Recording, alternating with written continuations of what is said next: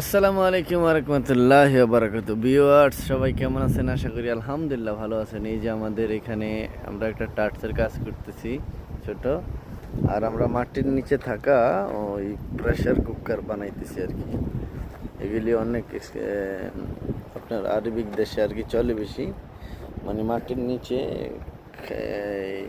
ভাত রান্না করে আর কি। নিচে কয়লা দিয়ে তারপরে আপনার ডিগজির ভিতরে ভাত সব কিছু মিক্স করে দিয়ে ঢাকনা মেরে দেয়। তারপরে দিয়ে মনে করেন আপনার ভাতগুলো হয়ে গেলে আধা ঘন্টা 1 ঘন্টা পরে আপনার মনে করেন না ভাতগুলি বাহির করে ফেলে। এই যে এগুলি এক একটা অনেক ওজন, অনেক মোটা, আপনার 8 মিলি করে প্লেট। তারপরে এই যে ঢাকনা ঢাকনা ধরার তোড়াও লাগাইলাম কালকে। এই যে একটা মাত্র কমপ্লিট করলাম, 5টা আসলে